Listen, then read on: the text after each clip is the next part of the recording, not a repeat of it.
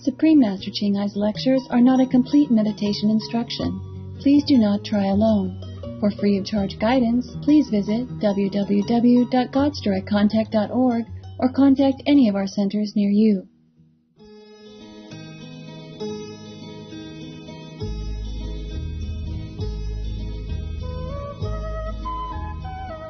El episodio de hoy será presentado en inglés con subtítulo en árabe, aulacense, también conocido como vietnamita, búlgaro, chino, croata, checo, inglés, francés, alemán, hindi, húngaro, indonesio, italiano, japonés, coreano, malayo, mongol, persa, polaco, portugués, punjabi, rumano, español y tailandés.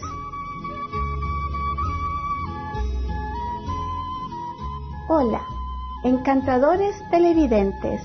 Mi nombre es Magdalena de Santiago, Chile. Chile, en palabras del ganador del Premio Nobel chileno, Pablo Neruda, fue inventado por un poeta. Este hermoso país se encuentra a lo largo de la costa occidental de América del Sur. Muy parecido a una cinta estrecha en apariencia, se extiende entre el océano más profundo, el Océano Pacífico, y la cadena montañosa más extensa, los majestuosos Andes. Su impresionante paisaje contrastante y su profundo patrimonio cultural han convertido esta tierra en un destino único para visitantes de todo el mundo. Nuestra gente le ora a Dios para que los colme a ustedes y a sus seres queridos con inmensas bendiciones. Ahora disfrutemos del programa de hoy titulado La maestra cuenta chistes e historias budistas, un monje llamado Joyas Celestiales, parte 2 de 2. Más idiomas están disponibles en línea. Para su idioma específico, por favor visite www.suprememastertv.com/subtitles.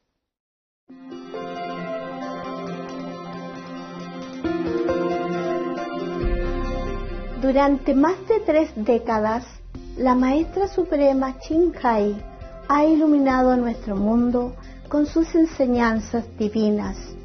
Una maestra totalmente iluminada imparte el método Guanyin de meditación a aquellos que desean descubrir inmediatamente la naturaleza de Dios interna y alcanzar en una vida la liberación eterna del ciclo de la transmigración.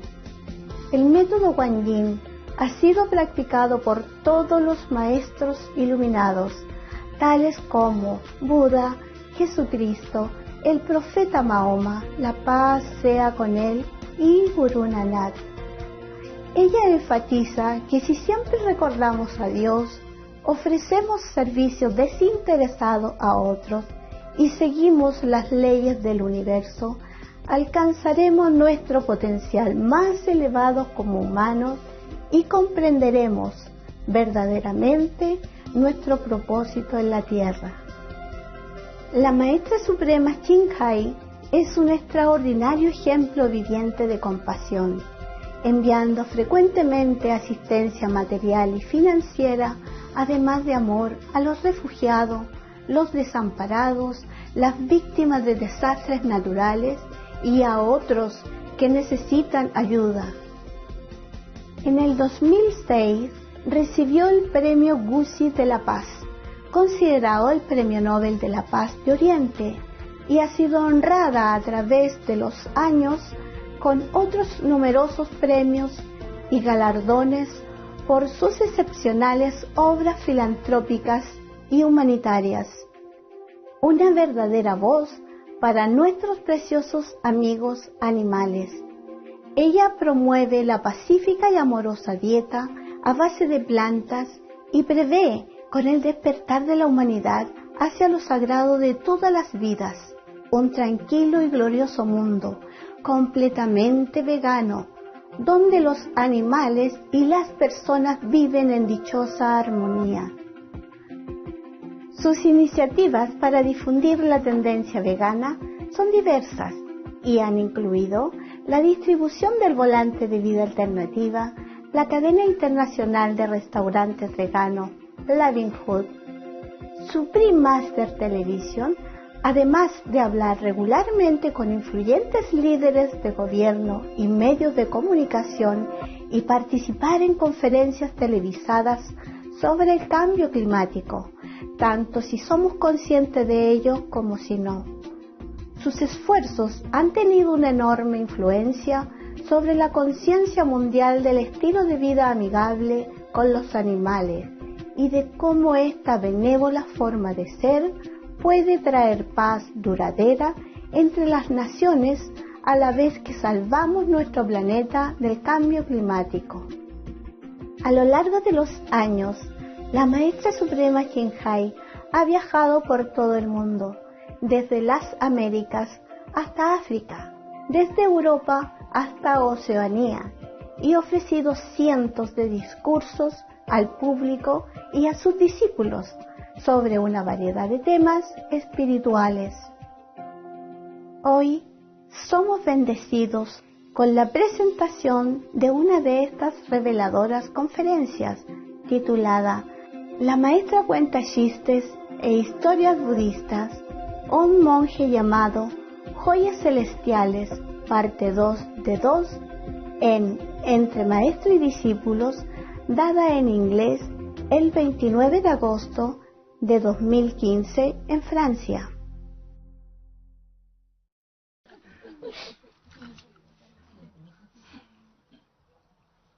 Okay. This is a story, not so scary anymore, okay? It's a good story. My God. Buddha reincarnation, huh? Many incarnation, a very scary story, huh? Such a scary and extraordinary sacrifice.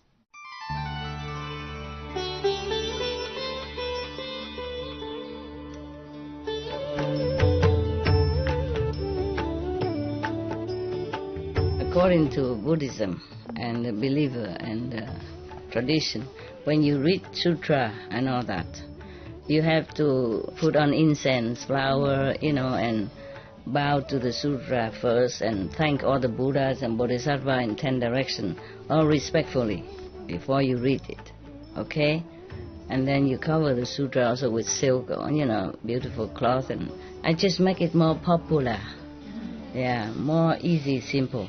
And I apologize to all the Buddha. I say if I done something wrong, according to the tradition, my heart is full of respect.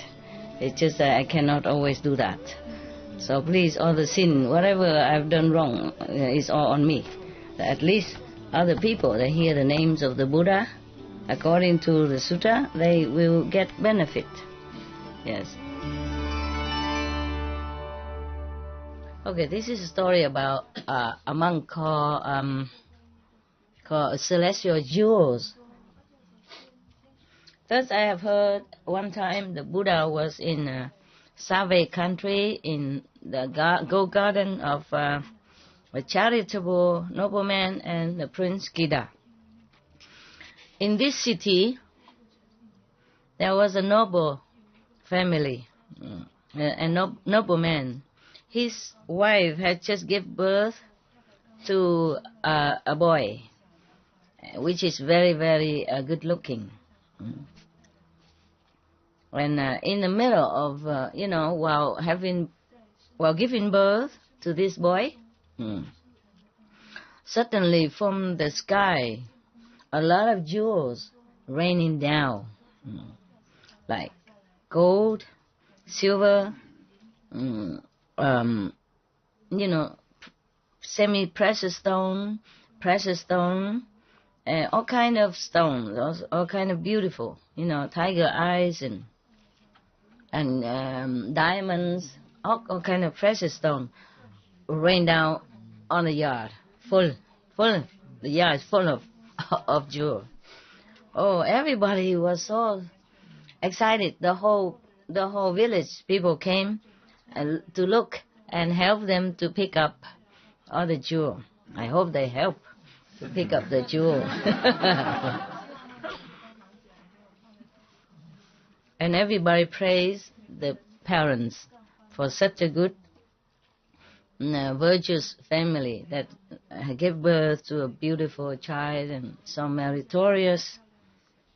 And they said to themselves, this is a rare, truly rare phenomenon. Since times immemorial, we never saw, probably never happened like this. So the parents was perplexed, and worry also, mixed feeling. He was thinking, what kind of omen is this? So they asked the astrologer and the clairvoyant to come to their house and check it out, the astrology of the newborn baby, whether or not he's a good person and whether or not they can make him into a good citizen. So the astrologer said, please bring the boy here, out. Yeah, so the wife brought the child out. He was checking, the clairvoyant, checking, looking, look. Oh, not too bad. And the astrologer said to the parents, noble sir, your son has many good signs of a good gentleman. Like his head is round. Is your head round? If not, just cover it, no problem. His head is round, his nose is straight.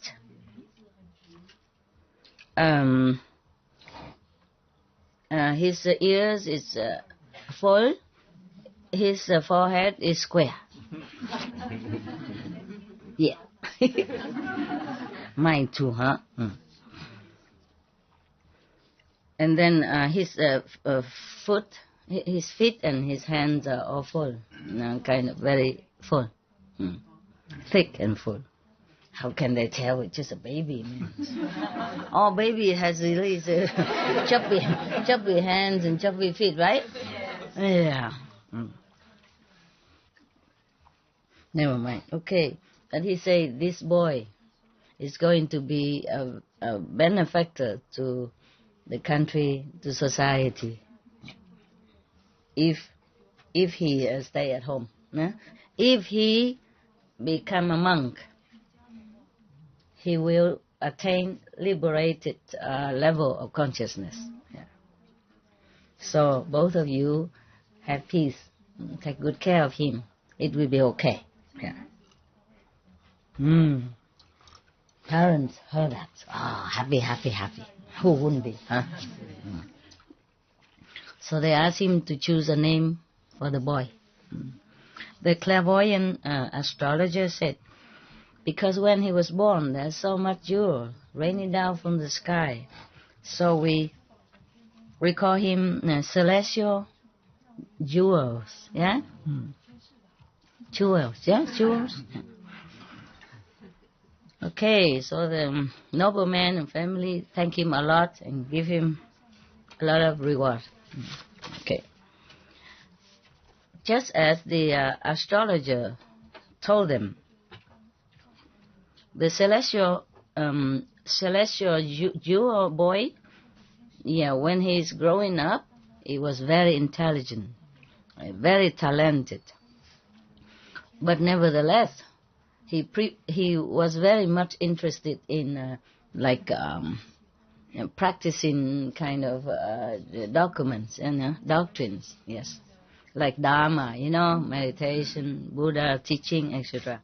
He preferred to do research into this kind of philosophical area. One day, he went to another city to visit one of the family clan member. And this person took him to pay obeisance to the Buddha.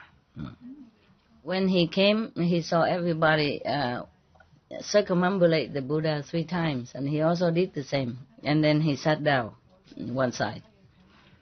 Then he looked at the Buddha. He saw him. He's so majestic, so dignified.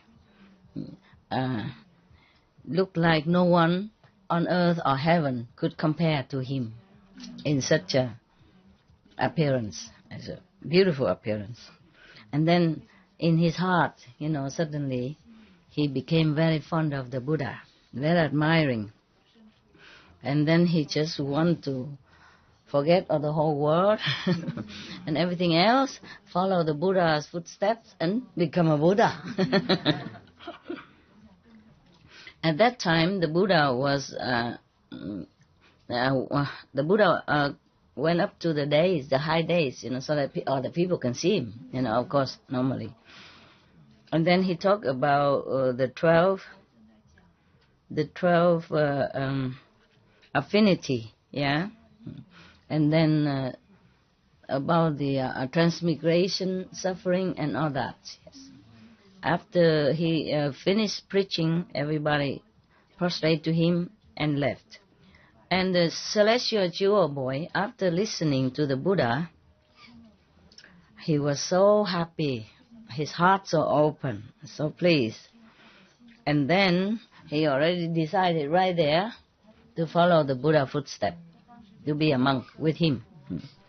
So as soon as he came home, he kneeled in front of his parents and said to them, "Obeisance to both my beloved parents."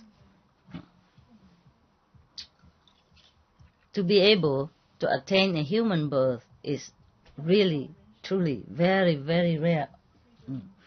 But to see a living Buddha physically in this world is even much, much more rare. Yesterday, I had a chance to see the Buddha. And then I have heard him talking, preaching the Dharma, the truth, the precious truth Dharma. So I observed that only Buddhism, at that time, the Buddha's teaching is the best that can liberate you. No other preaching, no other teaching at this time could do thus.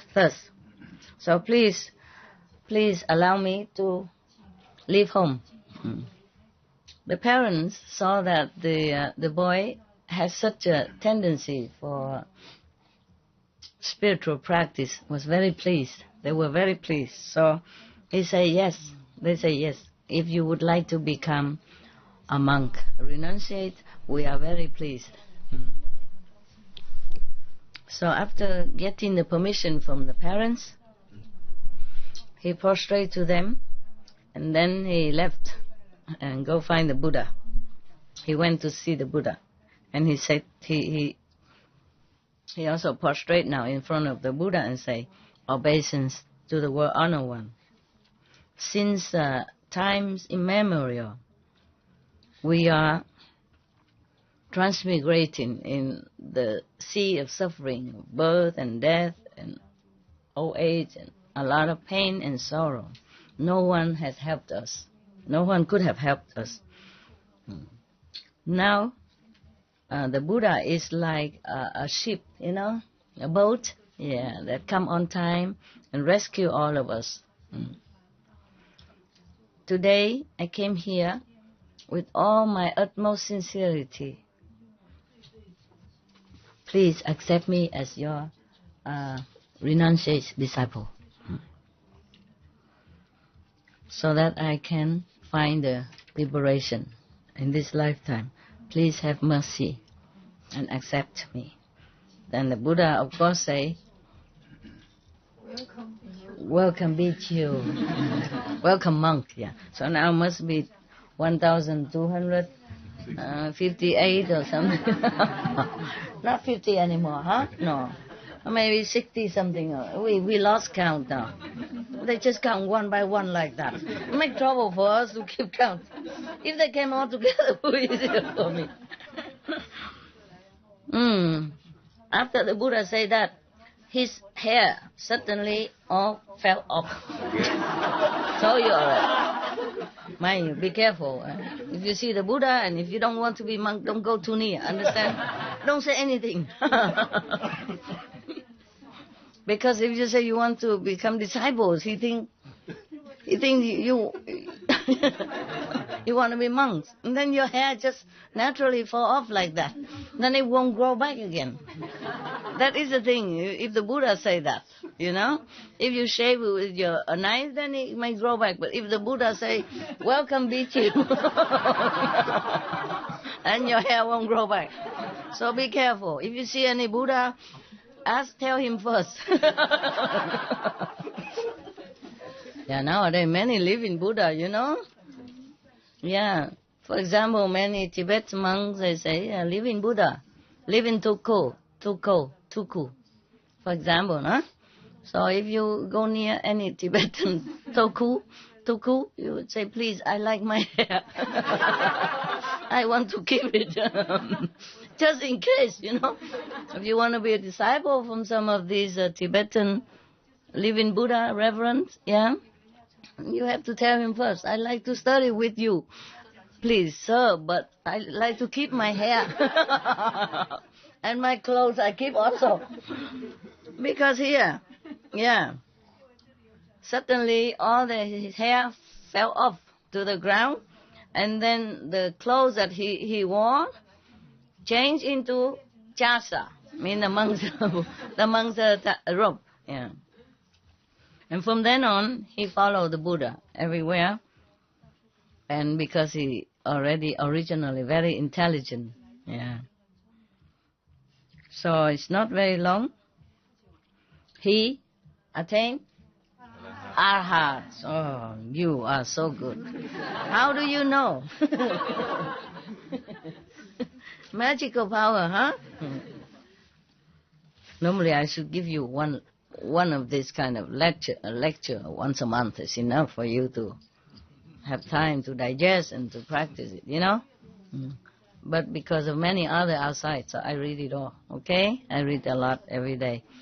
And slowly you go home, you have to check it out again, okay? Assimilate it and truly think about it, bring it into practice. Okay, now we make it fun and happy and joyful. But at home you should seriously consider each lesson, as if the only one before you die. So you have to study it well, yeah?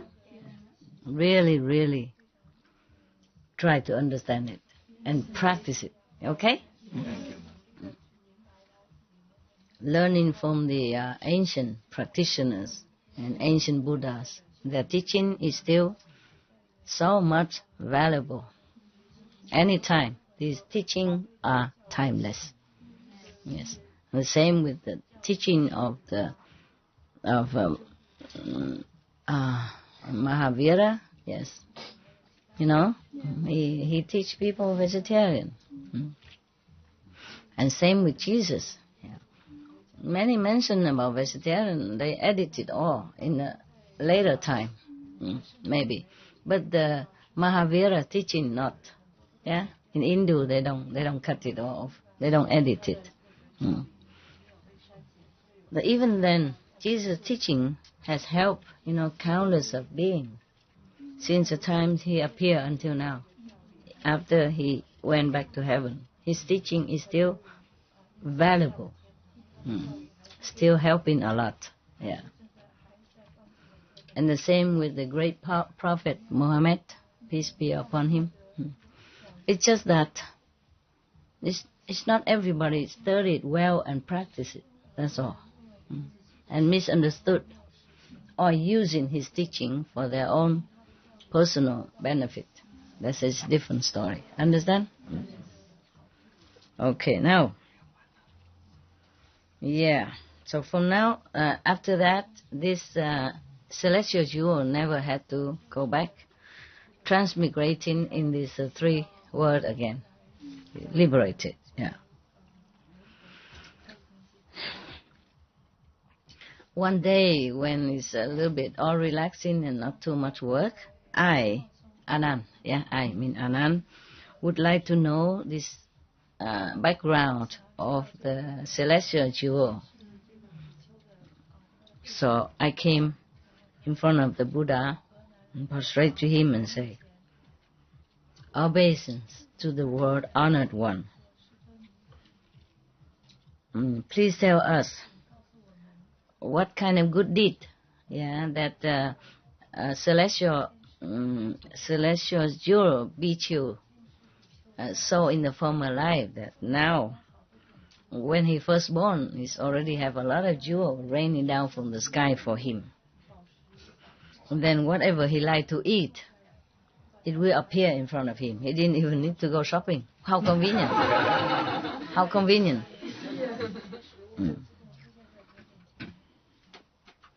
So please, could you explain to us? You see, it's always Anand who asks, eh? Yeah. And nobody else asks anything. Rarely. In other sutra, yes, like maybe Manjushri or Sariputta, but rarely. Most of the time, just Anand who asks. Yeah. So I was wondering. But these are simple questions anyway. They're not very highly spiritual, so okay, he can do it. Because I was wondering if he know how to ask so good questions, and why was not he enlightened before the Buddha Nirvana? Understand?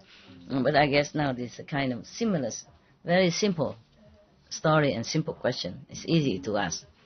So the Buddha told Anand, in the former period of life, of time, long time ago, there was a Buddha came to this world, Tibati, similar Buddha, yeah? Wow, that Buddha is famous. He came to rescue many souls. You cannot count how many. One day, many monks, the whole Sangha came out into the village and city for alms, to beg for alms. A lot of people, they are vying with each other, or vying, with each other. Huh? I mean, they're trying to get first to offer, compete with each other, to make offering to the monks. At that time, there was a very poor person. He saw them doing that. He was very, very happy, glad that they do this, supporting mentally, with his pure heart and generous spirit, even though he was very poor. He would also like to earn some merit by offering to the Buddha and the Sangha, but he doesn't have any. What? Possession. Huh? Any possession. Yeah, he has no money, nothing. He has nothing. So, but he was so pleased or happy in his heart, he didn't know what to do. So then, reluctantly, he took a piece of stone. It looked like jewel, kind of, round and beautiful. Yeah. A handful of that. Those pebbles, sometimes they look beautiful, huh? Round and shining. Yeah. So he took a handful of that, and then he spread it, on the road where the Sangha is walking. Yeah. And then he left, but with all his sincere heart and respectful heart. And then at that time he said, again, he said, like everybody else before, please give me the blessing so that life after life I will have a long life and born in a noble and rich families. And then also have liberating way of practice, just like all of you reverends. It is always rich and famous first, and then liberating after. Yeah, and that's what he will get, I think. Anand, you should know, the poor person who make offering with the pebbles at that time, with all his heart, have faith in the three jewels, mean the Sangha, the Buddha, the Sangha, and the Dharma. Yeah, have the utmost faith in the three jewels. Don't get confused with the jewel that he got now. Three jewels mean the Buddha, the Sangha, and the monks. Yeah, okay. They liken in the former time. People liken this is like jewels. You see, so three jewels. That means the three the three pillar of Buddhism. Yeah, the Buddha, the Sangha, and the Dharma. Yeah. Because of that, 91 aeons passed. He has always derived a lot of rewards, and always wherever he's born, always very have peace and richness, and everything he needs, he always has. Yeah, and even nowadays he has good affinity enough to meet me and attain a heart, the liberation. Yes. So at that time, all the people in the assembly, hearing the Buddha first, they all aspire to make more offering. Yeah, and how you say, really appreciate the merit that any offering brings to them. Yeah. And then because of that, many people attain different levels of consciousness at that time. I guess he was not just saying that, but he gave initiation too. Just like whenever I give initiation, different people see different light, different level, like that. Yeah? I don't just talk. Just afterward give initiation. That was before, when I went around the world and do that. Yeah. Okay, so everybody happy, bow to the Buddha and get out. I mean, go home. Okay, huh?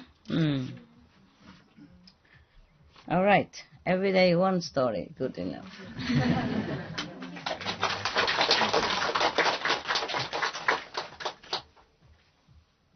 Yeah. More or less 1 hour, huh? So bad. Okay. Any good question?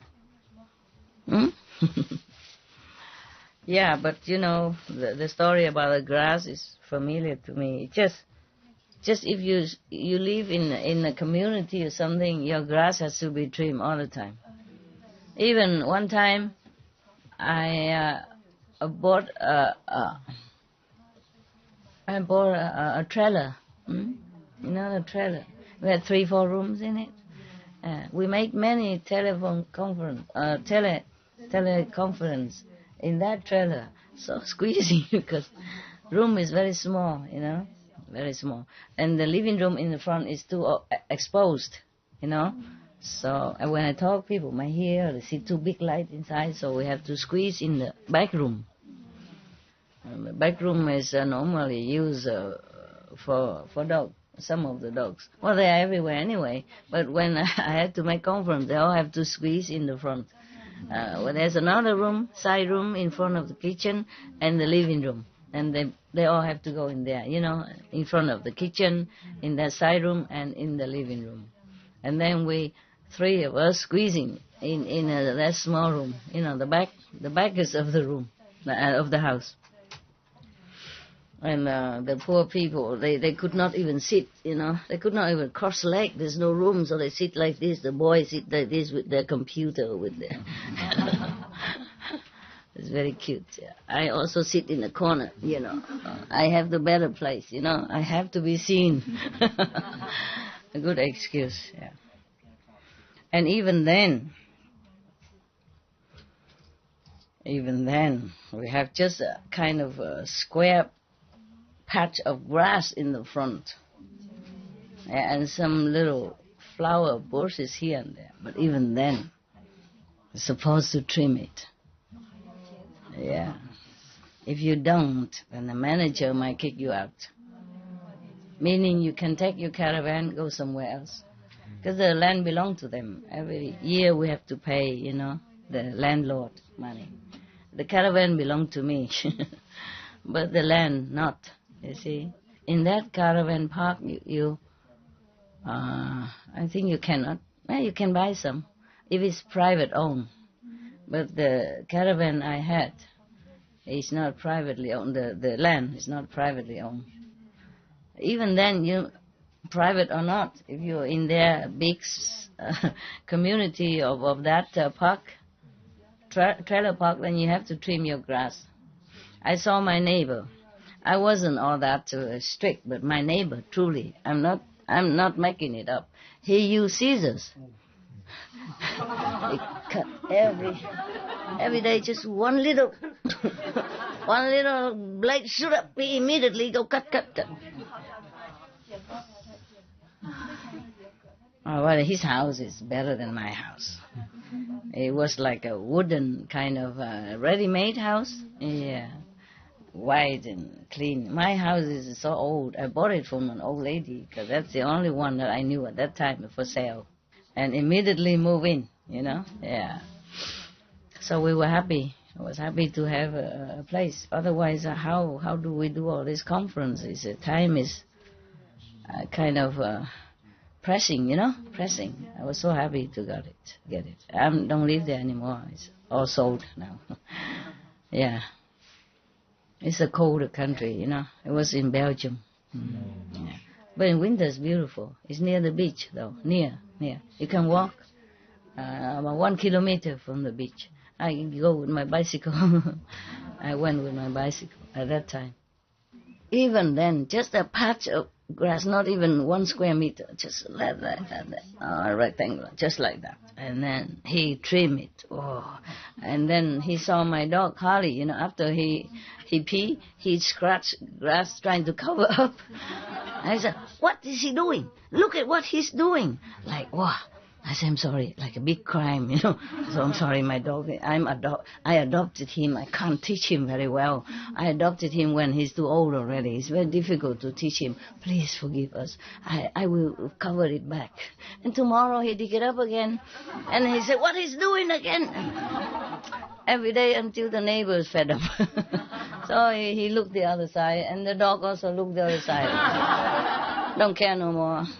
Every time I see the neighbor come out, I humbly try to cover it, and I guess he feels satisfied that I really am scared, that I'm scared of him, and I do this humbly, So he feels not too bad, but if you argue with him, then it would be worse, He might report to the manager or something, yeah. So he feels good that I confess my sin and that I beg for my dog's mercy, and then he's happy. And they were good neighbors.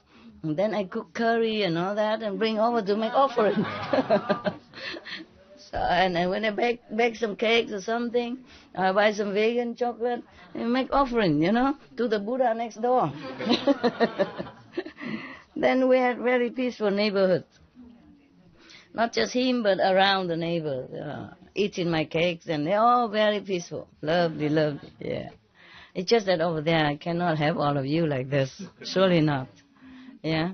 Yes. But at least life was peaceful. Yeah. Peaceful. Talking about grass. Yeah. We humans do many nonsensical things, huh? Work a lot for nothing. Yeah. But you have to. It's a law. Yeah, because if you don't cut your grass, then may somebody report and put you in jail even. Yes, it happened. There was, I looked on TV long time ago, there was one lady, she's too old. She didn't cut the grass in front of her house or around her house. And the neighbor kept warning her, and then she couldn't do it. She's alone and old, So they reported to the police, and the police really came and put her in jail. Imagine that. Really? And then when he came, but all the kids in the neighborhood, feeling sorry for a lady. So they came there and mowned the lawn for her. So when she came back, it's a happy house, So that after that, the police saw that the grass is mown and clean, tidy, so they let her come home. And she came home to a well-manicured grass. Yeah. My God, imagine. God, do you understand? It's a serious thing. Yeah, it's serious. Whew. Lucky we don't live there, huh? Because my grass are not all that trim, you know. I mean, we trim now and then when the residents feel like to do it. I send them, but sometimes they do, sometimes they don't. Sometimes they cut a patch here, a patch there. It look even worse. but you know, at least they don't put me in jail. Oh, yeah, what a word, huh? For a piece of grassy garden, you go to jail. It's true, the story, true story. In Germany, it's so much. Germany also? Even if it's our old garden or old home, Yeah. no?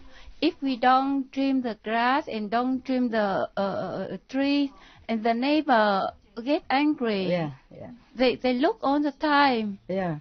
This is so. I know. Yeah. Some places like that. When I was in Germany, the grass always mown, so it's okay. Yeah. It's okay. Just that a lot of work, huh? Mm. It's nice to have grass, but this is too serious, no? Yeah. Because in such a community, you cannot just have your garden with wheat growing, with different kind of flowers, all that. When I was in San Jose, I own a mountain, a little mountain. And we never had to mow the grass, you know, and all kind of beautiful flowers, wildflower, you know, with even orchid, land orchid. Oh, beautiful. And okay, I don't know what name, different colors, beautiful. And I always walk around and look, and my heart feels so good, so good. But the neighbors make so much trouble, don't let us pass through and all that. So later I had to sell it. Again, I still remember that place. I love it. That's almost the only mountain that still has tree. Many other mountains are all, you know, nude. They cut it or it's dead. I don't know why. Yeah, my mountain has a big tree. You know, eucalyptus or all different kind of tree. When I was there, we just use a dry wood to barbecue, to cook every day with that. And we have some caravan and we just live happily. But at that time I was very busy. I always had to go here and there to do lecture. So my time there is always short, and always too short. Always too short. I love that place. I love that time. Just a handful of residents, you know, monks and nuns, and we cook homemade stuff, and beautiful. And every day we sit around the fire. And we eat our food, and we talk, and we laugh, and it was really beautiful. It's like heaven to me. Yeah, very difficult to find such a place again. That mountain is truly untouched. So all the wheat, they grow so beautifully, as if some best garden in the world has done it. I guess nobody can do as good. They just grow so naturally, so beautiful, and not messy and not overgrown. It's just beautiful. Yeah. I don't have good luck. I really never wanted to leave that place, but I was an American. I don't have visa to stay long, number one. Number two, I had to go lecture everywhere. Every time I left that place, I feel like I left a piece of my heart there. Because it was so beautiful and quiet. Yes. And the neighbor wanted to, if one piece, we have to buy their land and their house down there. But I didn't have that much money at that time. I have to use it to buy another piece of land for the disciples in San Jose also, but the other one, you know. And then also I have neighbors' problem with horse and with water and all kind of, and still have now. No more? Better now? They buy it? They bought the land? No, wait, no. No? Just as it is, but it's just better. Ignore it, huh? Better. Okay, good. I cannot keep buying land and then solving problem for you year after year, time after time. Oh, I'm really tired. I'm getting old now. Look at all my wrinkles. I don't see much because of the good light. Okay, now you know everything. Somebody leaving tomorrow? I see the cakes. Huh? No? Okay. Then the cake you can eat. Look. If you're hungry. Should we serve you some sweet? Chè có xong. Có chè hả? Giờ con nấu 10 phút, 15 phút rồi xong. No, I don't like sweet. Do you don't like sweet? No. Bread hay là mì với chả lụa? Oh no, it takes too long to cook. Oh, that's no. 10 minutes. Oh, it's okay. Thank you. I can eat anything. I was just joking. Mà cho nó vui. No. Vui mấy người xong.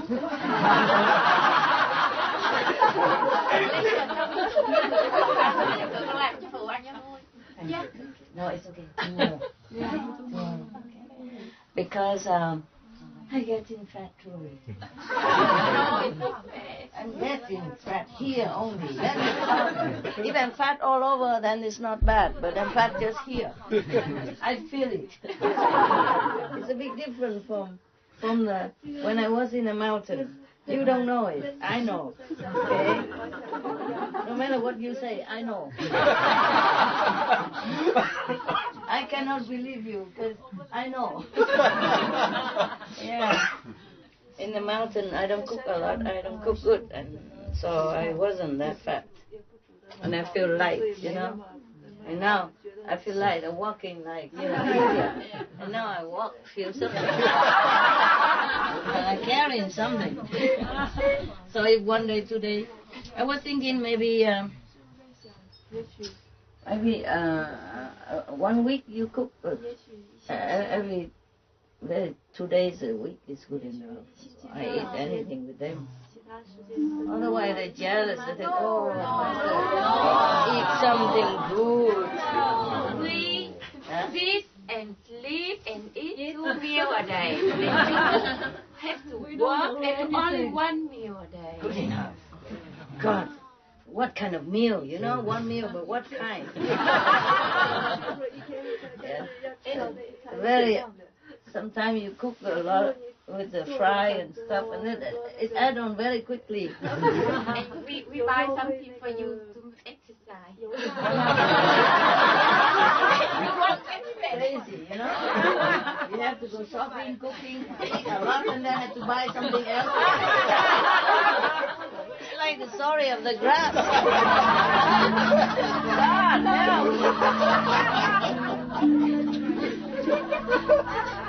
Good for your skin. How about not cooking the fried stuff anymore? No, also that's good.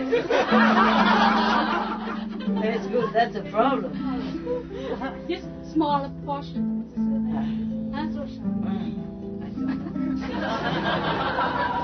What did you eat today for dinner? Was it good? Yeah. Same like yesterday? Because the morning is same like yesterday. Huh? Similar like yesterday. Yeah. Except the salad sauce today, she put some oil in it. Normally she says she don't put oil in anything. Yeah, a little bit okay, but not too much. It's okay also. Yeah. I don't know because I don't know. The Vietnamese food is so compatible to me, you know. So I like it a lot, and I eat a lot. Okay. All right then. Thank you very much. Thank you, Master. Thank you for your love. Okay. Tomorrow is no problem. Ciao.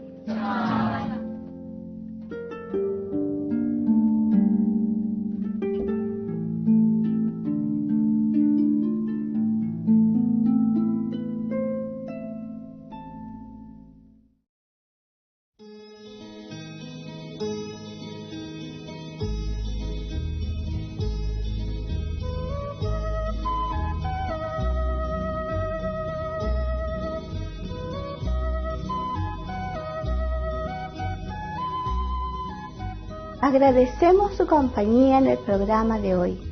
La maestra cuenta chistes e historias budistas. Un monje llamado Joyas Celestiales, parte 2 de 2, en Entre Maestro y Discípulos.